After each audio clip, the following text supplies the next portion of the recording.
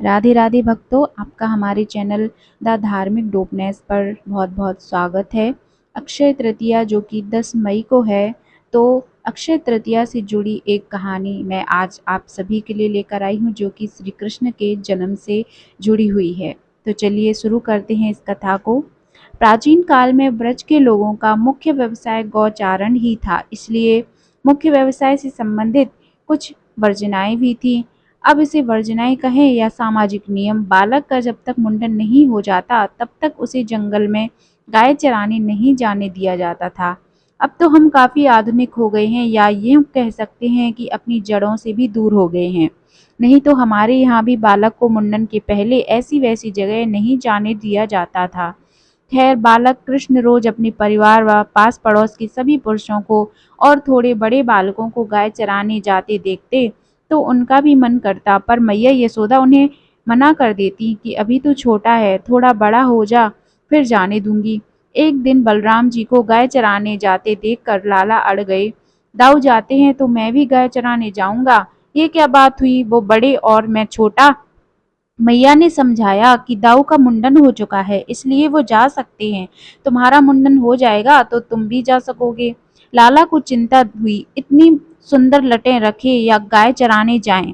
बहुत सोच विचार के बाद उन्होंने सोचा कि लटें तो फिर भी उग आएंगी, पर गाय चराने का इतना आनंद अब मुझसे दूर नहीं रहना चाहिए। वे तुरंत नंद बाबा से बोले, कल ही मेरा मुंडन करा दो, मुझे गाय चराने जाना है। नंद बाबा हंस के बोले, ऐसे कैसे करा दे मुंडन, हमारे लाला के मुंडन में तो बहुत बड़ा आयोजन करेंगे, तब लाला के केस जाएंगे। लाला ने अधीरता से कहा, आपको जो आयोजन करना है करो, पर मुझे गाय चराने जाना है, आप जल्दी से जल्दी मेरा मुंडन करवाओ।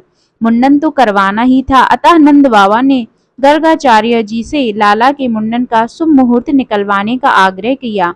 निकट में अक्षय तृतीया का दिन शुभ था, इसलिए उस दिन मुंडन का आयोजन तय हुआ। आसपास के सभी गांवों में न्योते बांटे गए, हर्षोल्लास से कई तैयारियां की गईं। आखिर आयोजन का दिन आ ही गया। आसपास के गांवों के हजारों अतिथियों की उपस्थिति में भव्य आयोजन हुआ।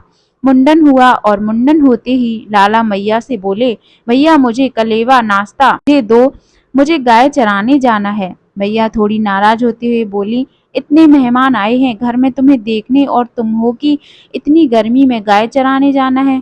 थोड़े दिन रुको, गर्मी कम पड़ जाए तो मैं तुम्हें दाऊ के साथ भेज दूंगी।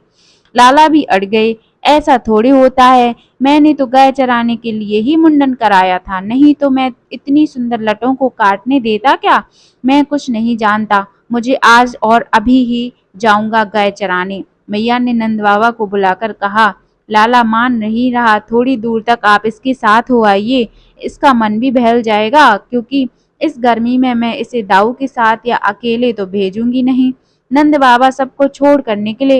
लाला भी पूरी तैयारी के साथ छड़ी, बंसी, कलेवे की पोटली लेकर निकले। एक बछिया भी ले ली, जिसे हुर हुर कर घेर कर वो अपने मन में ही बहुत खुश हो रहे थे कि आखिर में बड़ा हो ही गया। बचपन में सब बड़े होने के पीछे भागते हैं कि कब हम बड़े होंगे, और आज हम बड़े सोचते हैं कि हम बालक ही रहते तो कितना अच्छा था। खैर, गर्मी भी वैशाख माह की थी, और ब्रज में तो वैसे भी गर्मी प्रचंड होती है। थोड़ी ही देर में बालक श्री कृष्ण गर्मी से बेहाल हो गए, पर अपनी जिद के आगे हार कैसे मानते। बाबा को कहते कैसे कि थक गया हूँ, अब घर ले चलो। चलते रहे। मैया होती तो खुद समझ के लाला को घर ले आती, और संग में बाबा थे, वे चलते ही रहे। थोड़ी ही दूर ललिता जी और कुछ अन्य सखियां मिली। देखते ही लाला की हालत समझ गईं। गर्मी से कृष्ण का मुख लाल हो गया था, सिर पर बाल भी नहीं थे, इसलिए लाला पसीना पसीना हो गए। उन्होंने नंद बाबा से कहा कि आप इसे हमारे पास छोड़ जाओ, हम इसे कुछ देर बाद नंदालय पहुंचा देंगे। नंद बाबा को रवाना कर वो लाला को निकट ही अपने कुंज में ले गईं। उन्होंने बालक कृष्ण को कदम्ब की शीतल छाया में बिठाया और अपनी अन्य सखी को घर से चंदन, खरबूजे के बीज, मिश्री का पका बूरा, इलायची, मिश्री आदि लाने को कहा। सभी सामग्री लाकर उन सखियों ने प्रेम भाव से कृष्ण के तन पर चंदन की गोटियां लगाईं और सिर पर चंदन का लेप किया। कुछ सखियों ने पास में ही बूरे और खरबूजे के बीज के लड्डू बना दिए और इलायची को पीसकर मिश्री के रस में मिलाकर शीतल शरबत तैयार कर दिया और बालक कृष्ण को प्रेम पूर्वक खिलाया। साथ ही ललिता जी लाला को पंखा झलने लगी। यह सब आरोप कर लाला को नींद आने लगी तो ललिता जी ने उन्हें वहीं सोने को कहा और स्वयं उन्हें पंखा झलती रही। कुछ देर आराम करने के बाद लाला उठे और ललिता जी उन्हें नंदालय छोड़ आईं। आज भी अक्षय तृतीया के दिन प्रभु को ललिता जी के भाव से बीज के लड्डू और इलायची का शीतल शरबत पिवाया जाता है। वह विशेष रूप से केसर मिश्रित चंदन, जिसमें मलयागिरी पर्वत का चंदन भी मिश्रित होता है, इसकी गोटियां लगाई जाती हैं। लाला ने गर्मी में गाय चराने का विचार त्याग दिया था।